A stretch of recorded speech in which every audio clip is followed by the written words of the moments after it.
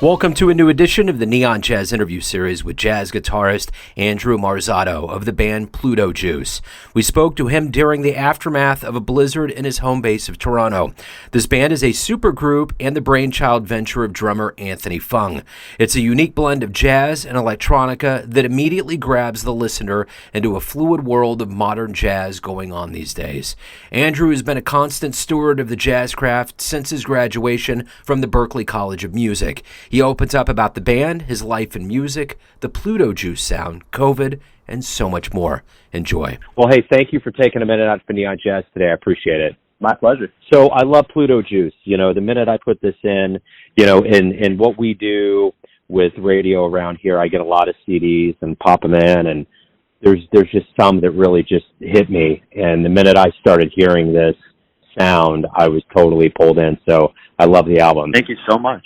I appreciate that. Thank you. Yeah. How did all of this come together? I mean, it's quite a lineup. It's quite a project. It's very unique, top to bottom. How did this all come about? I think definitely Anthony Fung is the mastermind behind this project. I've known Anthony. He's from Toronto as well. I've known him since we were in high school. He's about a year older than me. I was just kind of getting into jazz in Toronto after, you know, playing a lot of just like shred guitar for many years. Just, you know, I was into classic rock, but I was slowly getting into jazz, and I joined this youth big band in Toronto as part of one of the radio station here, Jazz FM, organizes it, and we would rehearse every Saturday morning or Saturday evening. That's where I met Anthony, and he was the first guy to kind of really kick my butt and be like, you know, whoa, what are you doing, man? You got to check out these guitar players. Who are you listening to? Like, I guess he saw something in me already and just wanted to just see the best in me. And I really owe a lot to him, because then from there, Anthony told me about the Berklee Jazz Workshop. I ended up going for a summer to Berklee in Boston to do this jazz workshop with Terry Lynn Carrington. Fung did that as well, Anthony.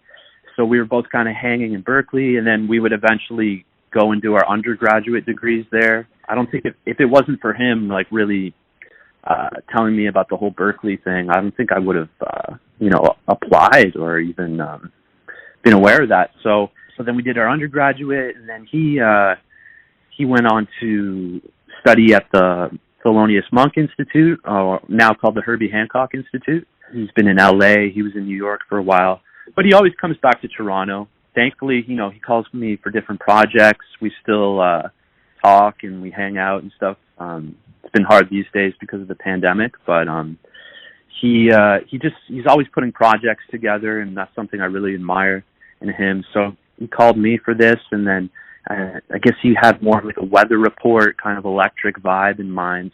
So there's this really amazing bassist in Toronto, Rich Brown, and so he asked him if he was down, and then I guess Fung did some playing with Dana in LA or New York, I'm not sure, so they were already acquaintances. Another thing about Anthony, he's always writing music at like such a fast pace, so he just like got all these tunes together, and then Dana as well just wrote a whole bunch of repertoire. Anthony booked some gigs in Toronto a couple of years ago, brought up Dana from New York, and we rehearsed and played, and then I think we did that it was at the Rex in Toronto. We did that a few times we did it again in the TD Jazz Fest. We recorded an album. He coordinated everything really well to work out with Dana while he was in town to play some gigs and record an album. It's all, you know, Fung is the genius behind this project. Not to mention the other guys, of course, but it wouldn't have come together without his resources and his drive. How would you describe this sound? How did this sound come about? It's something that you don't hear that often. I mean, there's a lot of things that I think have evolved over time in modern jazz, especially during the pandemic. I've noticed a lot more electronica elements that have put into it. But how would you describe this sound, and how would you say it kind of evolved and came about during this project with all of you together?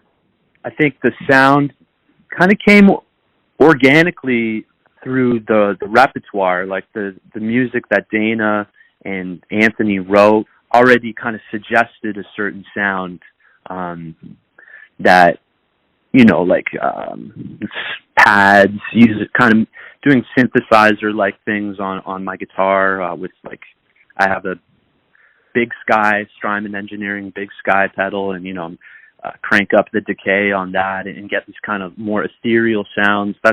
I was always into that.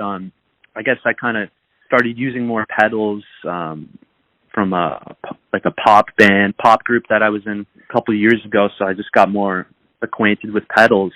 And then Dana is quite the pedal geek as well, so he's got more pedals than an advanced guitar player. So he's checking out different pedals and combining that with his EWI, and that's something that I don't know too much about the lineage about EWI. I know Michael Brecker was one of the first guys to really push that sound, but it seems like in the last decade or so, it's been a lot of innovation has been happening with the EWI. So just, the four of us coming together, I guess we each have our own unique sounds, especially Rich Brown, the way he approaches the bass. So he just did his thing and interpreted the music, and we all kind of did our thing. And then definitely there was some post-production too. Like, I know Fung got Pete Rend, I believe his name is, to do some keyboards on the album, post-production. So that definitely added kind of filled in the space sonically and made it that bigger sound. But yeah, I think love Weather Report. The other guys love Weather Report. So we're into that kind of synth jazz sound with, like, interesting harmony. I love interesting harmony. I definitely check out more piano players. Just kind of a mixture of a bunch of different things. How did this jazz journey begin for you? Where were you born and raised? How did it all start? I started playing guitar when I was 8 or 9, and I started playing because my older brother was going to form a band with his buddies. He was going to play bass. So just me being the younger brother, I wanted to be a part of that and be a part of the weekly rehearsals. So I got a guitar as well, and he let me join his band. And, he was a bit older, so I guess he was in it more for, like, to look cool and maybe look cool for the ladies. But I was younger, and I was just more in it, I guess, innocently, and I just fell in love with music and kind of maybe surpassed them eventually. We were playing, like, kind of instrumental rock, but then, he went on to university and chose a different career path, and I just stuck with music. I ended up going to an arts high school in Toronto, and then it was there that I heard some of the senior students playing jazz kind of after school in the band room, and I was, like, very mystified, like, whoa, what is going on? Like, I was always kind of improvising, but just over, like, funk backing tracks over one chord. So to hear these people improvising over chords, moving around, chord changes, that really intrigued me. So I kind of weaseled my way into some of these jam sessions and started hanging out with them, and they would say, hey, any standards? And I said, oh, what are standards? So then that kind of began the journey. I took lessons with a guy in Toronto, Lorne Lofsky, great guitar player, kind of weekly combo lessons with this guy, the saxophonist Kirk MacDonald, another amazing musician in Canada. And then from there, hanging out with Anthony, he told me about the Berklee workshop. So I applied for that, and then got to meet so many amazing, talented, like-minded musicians from around the world, because Toronto has some schools, but it definitely doesn't attract the kind of international student body that Berklee does. So I was in Berklee. I was hanging out with really talented people from Israel, Japan, Italy, Spain, South America, all over the States. So then I've kept in touch with a lot of those people too, and they would later go on to study in Boston as well. And and my time at Berklee was amazing. Very, had so many gurus and mentors there. To list a few of them, Mick Goodrick, Hal Crook, Danilo Perez, John Patitucci, Joe Lovano. We got to hang out a bit with Dave Liebman, Jerry Bergonzi. So Berklee, I was in something called the Berklee Global Jazz Institute, and that was just an amazing ecosystem for absorbing jazz and learning it and playing it with the masters. They bring in really heavy artists every week, and I'm very grateful for my time at Berklee. But then once Berklee was done, I made the decision to come back to Toronto, and it just made more sense financially. I came back to Toronto, taught guitar to kids for a while, and and then did some touring. I was fortunate to be with this artist Justin Nizuka. Got to tour Europe and America and Canada. That was kind of cool because it wasn't jazz, but doing that kind of stuff really, it helps your jazz playing, because you experience a different type of audience, a different type of listening, different flow of a concert. So you play the same set every night, 30 days or 30 concerts. So there's little moments of improvisation, but it's got to be nice and tight. But not saying that jazz isn't tight, but maybe jazz is a bit more loose with the repertoire. You can kind of decide in the moment what tunes you want to play.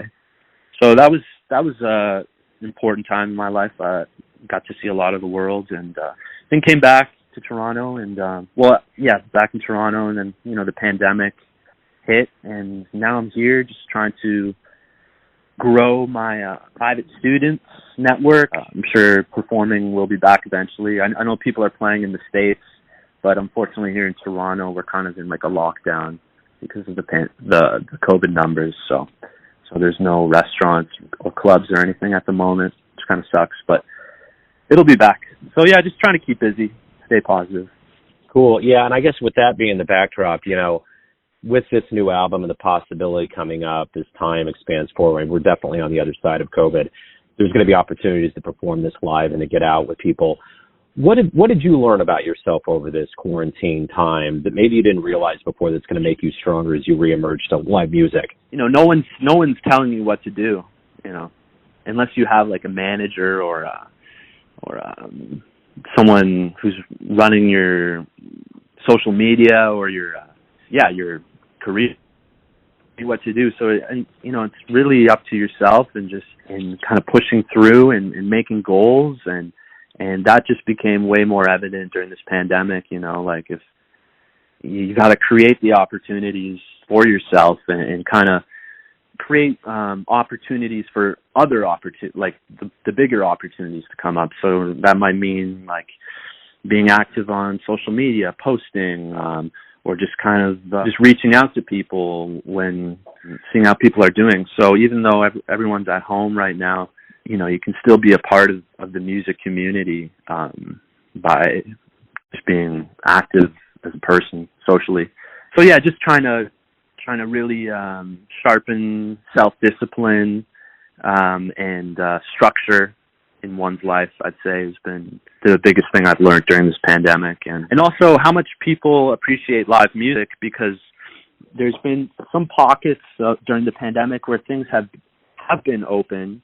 I was playing pretty active for a couple of weeks, and you can tell that people really miss this, and it's an important aspect of the general community is live music and going out to shows, and because that's where you see your friends, that's where you hear some new music, have some good food. It's just it all is intertwined. So what do you look forward to the most about being a professional musician? Just daily having that chance to create music and to perform. What's the best part to you? Yeah, the best part for me, I'd say, is I love just learning other people's music and kind of embracing a sense of versatility. Maybe playing some neo soul one day, and then the next day I'm playing some more kind of world music, kind of Arabic music with a cello player, and then the next day it might be more straight ahead jazz. I really love and thrive off of the multi-genre musical community in Toronto. There's so much music here, so many great musicians, and I'm sure it's like, sometimes I daydream about like living in New York City or LA, and I'm sure it's just even exponentially greater there. So yeah, just the kind of I love just having my just being a part of many different things and many different types of music. I also love teaching, and love sharing the wisdom that I've absorbed and spreading it to others, and seeing people progress and make musical progress and find their musical voice. So I love that. Take pride in that. Composing too, just playing guitar. I love writing solo guitar music, and I think that's how I really shape, or that's how I really practice these days. Is just kind of composing little guitar etudes. So music is infinite. You can always find something new to practice, and I love that. The fact that music is endless, and you can spend so much time on one really niche thing, and that could really develop. That could really make your sound who you are, because you spent so much time on like one little thing, or and it's everything that you listen to as well, all the people you hang out with. So I like in jazz specifically how every player is unique, and it's like a different voice, and you can hear elements of other people's voices in one's musical voice. So I think that's really cool how they're just different improvisational voices out there, and you can learn from them, you can listen to. Yeah, you find what you like, you find what you don't like. It's I guess it's art, So yeah, just the variety, and it's endlessness. So why do you love jazz? Yeah, definitely that. The one of the main aspects of jazz is for the soloist, whether that's a vocalist or a saxophonist or a guitarist or a pianist, it's that they're gonna have something that is unique to them. We're gonna hear that person, so we're gonna hear all their musical experiences, everything that they've listened to, everything that they've checked out will come through in their playing. So I love how every time you listen to jazz, it's like it's a new avenue, it's a new listening experience, and just all the different facets of jazz, all the different forms of jazz, starting as early on, as ragtime piano, or kind of the drumming from Africa, the Cuban drumming, all that stuff is tied into jazz, and you can go really far back in classical music, that has an influence on jazz. So jazz today, and I like how it's evolving, jazz today is different than it was 20 years ago, and I guess means, I know there's some people, people don't like to use the word jazz, so it's kind of this weird word, but we know what it is. It's music being played at a high level with an emphasis on improvising and swing and rhythm. Yeah, and you can just keep getting better at it and keep learning new tunes, keep checking out new music, new albums, new bands, and then you meet other people too who listen to it or play it as well, and that begins friendships, or you work with them, you make albums with them, you play with them. So it the social aspect is great. Jam sessions, I can't think of another culture where there's jam sessions. Maybe I guess slam poetry. That's poetry, I guess, can have jam sessions but yeah, like music jam sessions. That's a nice social hub. You meet different people there, and so yeah, there are a lot of great things about jazz for sure. So my final question is this: everyone has a perception or an idea of you, your family, your friends, your fans, but ultimately you live your life. You have a perception of yourself. Who do you think you are? Yes, I think I'm on a quest for the rest of my life, to push myself as a musician. That might mean sacrificing some other things in life, but I hope that this quest that I'm on, I can still be a good person and give back to the community and have good friendships, relationships. But I'm definitely, people know about me as that, I'm trying to push myself on the guitar and just get better every day. And that's what I signed up for when I was very young age. I knew that that this is kind of an extension. Playing guitar is kind of an extension of my brain, my heart, my soul. So I think, people, they'll see that kind of intensity in me. But hopefully, I still want to be seen as friendly, and you can hang out with me, you can take lessons from me, and I like I said, I love teaching, so I love sharing my musical knowledge and experiences. So yeah, I guess someone who's on a musical journey, just trying to. Beautiful. Yeah, thank you. I don't know, I've never done an interview before, so I'm just kind of winging it. Yeah, no, you did great. This is and it's the ideal day in the middle of a blizzard or in the aftermath. So, For sure. Dude, thank you for taking a minute out for Neon Jazz. I appreciate it. I appreciate the music. I'm looking forward to profiling it on the show. So, good luck with everything as we move forward. My pleasure. Thanks so much for the interview. Thanks for listening and tuning in to another Neon Jazz interview, where we give you a bit of insight into the finest players in Toronto, Kansas City, and spots all over the world, giving fans all that jazz. And thanks to Andrew for his time, music, and story. If you want to hear more interviews, go to Famous Interviews with Joe Domino in the iTunes Store. Visit neonjazz at youtube.com, and for everything Neon Jazz all the time, go to the neonjazz.blogspot.com. Until next time, enjoy the jazz, my friends.